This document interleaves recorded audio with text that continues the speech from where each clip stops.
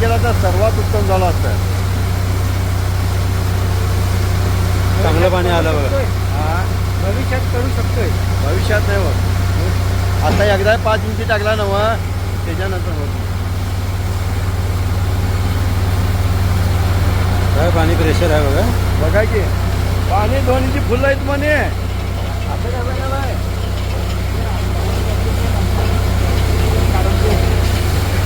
राहून दे दादा. राहून दे घे.